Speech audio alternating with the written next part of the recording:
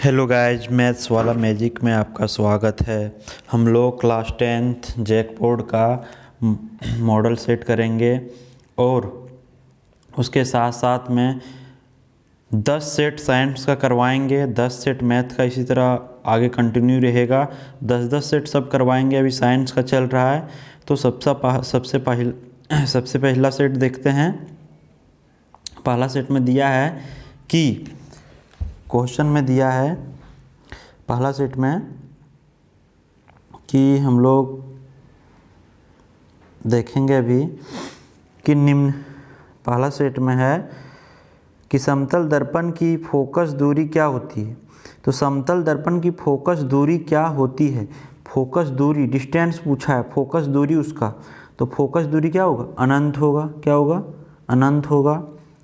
दूसरा क्वेश्चन पूछा है किसी वस्तु का अवतल दर्पण द्वारा वास्तविक, उल्टा और समान आकार का प्रतिबिंब बनता है तो वस्तु की स्थिति क्या है? देखो इधर, जब अवतल दर्पण में हम बोल रहा है कि अवतल दर्पण वास्तविक और उल्टा और समान आकार का, तो जब हम लोग सी पर रखते हैं, किस पर? सी पर। किस पर रखते हैं? सी पर। जैसे यहाँ एफ है, यहाँ सी है, तो हम लोग जब सी पर रखते हैं तो क्या होता है कि इधर से जो बीम बनता है वो सी पर ही बनता है, समान साइज का ही बनता है। जितना इधर साइज रहेगा उतना ही इधर भी साइज बनेगा और वास्तविक तथा उल्टा बनता है। तो किस पर होगा? सी पर। निम्नलिखित में से किसमें प्रकाश सबसे तेज गति से चलता है? तो वायु है जो प्रकाश है सबसे तेज गति पर चलता है। एक लेंस की क्षमता -4D है, उसकी फोकस दूरी क्या होगी? तो लेंस की क्षमता -4D दिया है, तो लेंस की क्षमता का फॉर्मूला होता है कि P = 1/f। P = 1/f। तो लेंस की क्षमता कितना दिया? -4D = 1/f। तो f बराबर कितना आ जाएगा? 1/4 यानी -4। तो इसको जब डिवाइड करेंगे तो -0.25 मीटर। तो कितना आएगा? C option. कौन सा ऑप्शन होगा? C option. नेक्स्ट क्वेश्चन हम लोग देखेंगे अगला कि मानव नेत्र की फोकस दूरी में परिवर्तन का क्या कारण है? जब मानव नेत्र की जो फोकस दूरी रहता है उसका परिवर्तन का कारण है सिलियरी मांसपेशियाँ। सिलियरी मांसपेशियाँ के कारण क्या होता है, जो मानव का नेत्र रहता है उसकी फोकस दूरी चेंज होता है। फोकस दूरी क्या हुआ? चेंज हुआ, इसीलिए सिलियरी मांसपेशियाँ होगा। नेक्स्ट हम लोग चलते हैं। अगला बोला दूरदृष्टि दोष को भी कहा जाता है। तो दूरदृष्टि दोष को बोला जाता है हाइपरमेट्रोपिया। हाइपरमेट्रोपिया। दूरदृष्टि दोष को क्या बोला जाता है? हाइपरमेट्रोपिया। और निकट दृष्टि दोष को दूसरा नाम से बोला जाता है मायोपिया। मायोपिया। ये निकट दृष्टि दोष के नाम से जाना जाता है। अगला क्वेश्चन बोल रहा है कि प्रतिरोध का SI मात्रक। तो प्रतिरोध का SI मात्रक होता है ओम। क्या होगा? ओम होगा। प्रतिरोध का SI मात्रक क्या होगा? ओम। इसका साइन ऐसा रहता है ओम का, ओम होता है। टंगस्टन का उपयोग निम्नलिखित में से किसमें किया जाता है? 8 नंबर क्वेश्चन में देखेंगे। टंगस्टन जो होता है ना, जो बल्ब रहता है, क्या रहता है? बॉल रहता है। उसी जो बॉल रहता है उसी का यूज किया जाता है। जो बिजली का बल्ब रहता है ना, उसमें टंगस्टन धातु का यूज किया जाता है। 9th नंबर बोल रहा है चुंबकीय क्षेत्र रेखाएं निकलती है। तो चुंबकीय क्षेत्र रेखाएं निकलती है उत्तरी ध्रुव से, यानी नॉर्थ से। कहाँ से निकलती है? उत्तरी ध्रुव से। उत्तरी ध्रुव से निकलती है चुंबकीय क्षेत्र रेखाएं। अगला क्वेश्चन बोल रहा है निम्नलिखित में से कौन सा हमारे लिए ऊर्जा का परम स्रोत है? तो सौर ऊर्जा। कौन सा होगा? सौर ऊर्जा हमारे लिए ऊर्जा का परम स्रोत है। नेक्स्ट देखेंगे कि रासायनिक समीकरण को हम किस नियम के कारण संतुलित करते हैं। तो जो रासायनिक समीकरण है वो द्रव्यमान संरक्षण नियम, कौन सा नियम? द्रव्यमान संरक्षण नियम से, द्रव्यमान संरक्षण नियम से इसको हम लोग क्या करते हैं? संतुलित करते हैं। तो ऑप्शन कौन सा आएगा? ये। अगला क्वेश्चन बोल रहा है कि Fe प्लस CuSO4 अभिक्रिया Cu प्लस FeSO4 किस प्रकार का अभिक्रिया है? देखो ये जो है विस्थापन अभिक्रिया। विस्थापन अभिक्रिया में क्या होता है? यौगिक से एक विस्थापित होता है। जैसे मान लो FeSO4 है, Fe प्लस CuSO4 अभिक्रिया हो रहा है Cu। तो ये Cu जो है क्या है? Cu प्लस क्या हो रहा है? Fe के साथ SO4 आ रहा है। Fe के साथ क्या आ रहा है? SO4। तो इसी को बोलते हैं विस्थापन। लेकिन दोनों इंटरचेंज होता है तब बोलते हैं द्विस्थापन, इसलिए क्या होगा? विस्थापन। H प्लस आयन की सांद्रता किस पदार्थ में सबसे अधिक होगी? जठर रस। कौन सा? जठर रस, जो अम्ल डिनोट करता है, जठर रस। नेक्स्ट हम लोग आगे देखेंगे। बोल रहा पदार्थ A, B, C तथा D का pH मान क्रमशः 5, 8, 10, 13 है। उपरोक्त में कौन पदार्थ अम्ल है? तो देखो अम्ल हम लोग बोलते हैं जिसका pH मान 0 से लेकर के 7 के बीच होता है, 0 से 7 के बीच। तो यहाँ 5 है, कितना? 5। तो 5 हो जाएगा, क्या होगा? 5, यानी ऑप्शन ए, ऑप्शन ये। और क्षारक जो होता है वो 7 और 14 के बीच, 7 से 14 तक के बीच को क्या बोलते हैं? क्षारक बोलते हैं। इसको ध्यान रखना है। अगला क्वेश्चन बोल रहा है कि निम्नलिखित में से कौन उभयधर्मी ऑक्साइड है? तो उभयधर्मी ऑक्साइड उसको बोलते हैं जो अम्ल और क्षारक मिलकर बनता है। जैसे मैं यहाँ Al2CO3, Al2O3 हो जाएगा क्या? उभयधर्मी ऑक्साइड। तो हम लोग बोलेंगे Al2O3 क्या हो गया? उभयधर्मी ऑक्साइड। दिए गए तत्वों के इलेक्ट्रॉनिक विन्यास में कौन उत्कृष्ट गैस का इलेक्ट्रॉनिक विन्यास है? उत्कृष्ट गैस उसको बोलते हैं जिसका सबसे बाहरी कोश में पूरा इलेक्ट्रॉन भरा रहना चाहिए। यानी कि जैसे 2, 8, 18 इस तरह होता है ना, तो सबसे अंतिम कोश में 8 इलेक्ट्रॉन रहना चाहिए। सबसे अंतिम कोश में 8 किसका है? 2, 8। सी ऑप्शन, तो सी होगा। निम्नलिखित में कौन असंतृप्त हाइड्रोकार्बन है? तो देखो हम लोग असंतृप्त हाइड्रोकार्बन का पहचान कैसे करेंगे?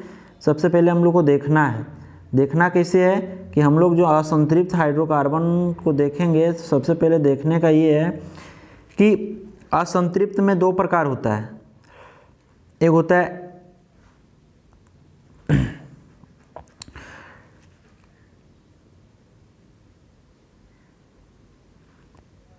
एल्किन,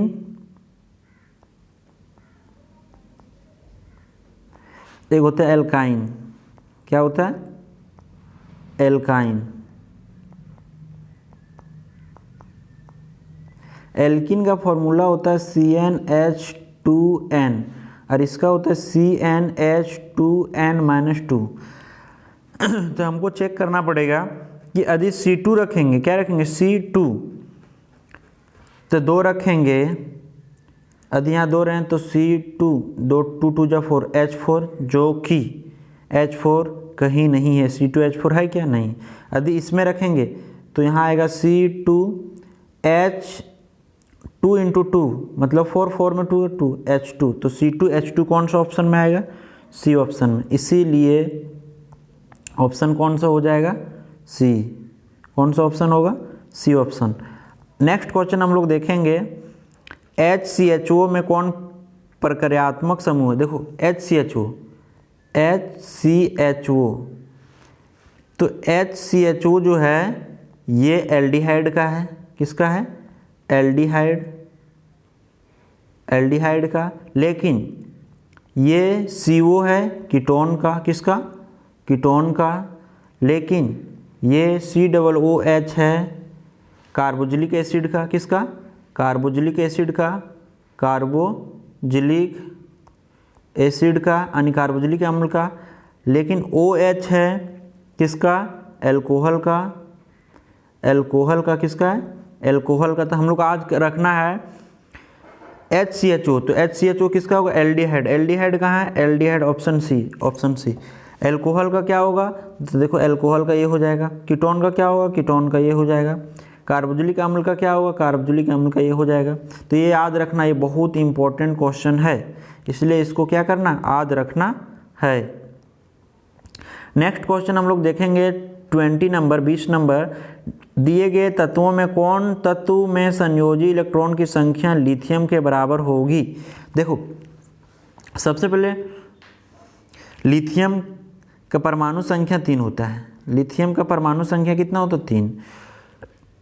अब इलेक्ट्रॉन बोल रहा है तो पहला कोष में 2 इलेक्ट्रॉन रहते हैं, उसके बाद तो हम लोग जब चेक करेंगे पोटेशियम, किसका?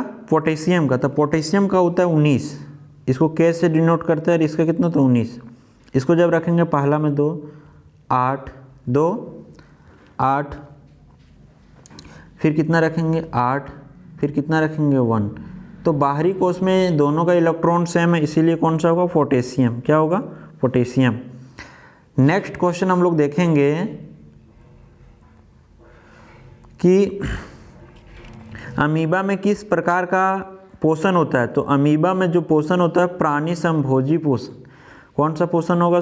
प्राणी समभोजी पोषण। श्वसन प्रक्रम में ग्लूकोज में पाइरूवेट का विखंडन कहाँ होता है? तो देखो पाइरूवेट का जो विखंडन होता है वो माइटोकॉन्ड्रिया में होता है। कहाँ होता है? माइटोकॉन्ड्रिया में। निम्नलिखित में से कौन सा हार्मोन शरीर की वृद्धि के लिए उपापचय का नियमन करता है? जो शरीर की वृद्धि करता है ना, वो थायरोक्सिन है। कौन सा है? थायरोक्सिन। आगे हम लोग देखेंगे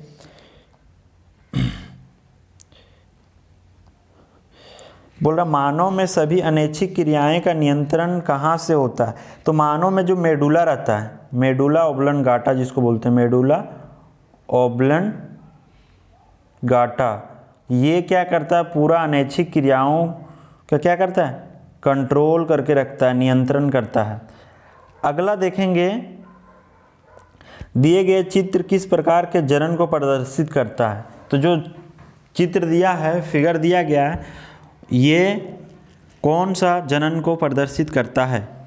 तो पुनरुद्भवन। कौन सा? पुनरुद्भवन को प्रदर्शित करता है। तो ऑप्शन क्या होगा? सी। मनुष्य में निषेचन कहाँ होता है? मनुष्य में निषेचन कहाँ होता है? तो मनुष्य में जो निषेचन होता है यंड वाहिका में। कहाँ होगा? यंड वाहिका, यंड वाहिका में होगा। अंड वाहिका। तो अंड वाहिका कौन सा ऑप्शन है? ऑप्शन ये। किसी जीव में कोई गुण प्रभावित होता है? तो देखो कोई भी जीव जब रहता है ना, जब माता और पिता दोनों के DNA से डिपेंड करता है, दोनों के DNA से। तो दोनों कहाँ है? माता और पिता दोनों के DNA से। हाँ, तो ऑप्शन सी हो जाएगा, ऑप्शन। नेक्स्ट देखते हैं नाभिकीय विद्युत संयंत्र शक्ति संयंत्र में किस प्रक्रिया से सौर ऊर्जा मुक्त होता है? तो देखो नाभिकीय विखंडन होता है। नाभिकीय विखंडन से। किससे? विखंडन से। हरे 29 नंबर, हरे पौधे की पत्तियां प्राप्त होने वाले, जो हरे पौधा रहता है उसको पत्तियां प्राप्त होता है, उसको चाहिए क्या? सौर ऊर्जा चाहिए, सूर्य की रोशनी चाहिए। तो सौर ऊर्जा का कितना प्रतिशत भाग जो खाद्य ऊर्जा में परिवर्तित करने में खर्च करती है? तो 1% जो रहता है वो सौर ऊर्जा क्या करता है? खाद्य ऊर्जा में परिवर्तित करने के लिए खर्च हो जाता है। नेक्स्ट क्वेश्चन है निम्नलिखित में किस पदार्थ का प्रयोग करना पर्यावरण के लिए सबसे लाभदायक होगा? तो देखो जो पर्यावरण के लिए सबसे लाभदायक होगा वो पदार्थ होगा थर्मोकोल के डिस्पोजल कप का, नहीं ये नहीं होगा। प्लास्टिक के डिस्पोजल कप नहीं, मिट्टी के डिस्पोजल कप का नहीं, कागज़ के डिस्पोजल कप, हाँ ये वाला। तो दोस्तों हम लोग क्या करेंगे कि 10 सेट कराएंगे साइंस का। तो पहला सेट है, धीरे धीरे इसी तरह कराते जाएंगे, डेली आएगा वीडियो, इसलिए टेंशन नहीं लेना है। ठीक है, यहीं तक रहते, और लाइक एंड सब्सक्राइब भी कर दें।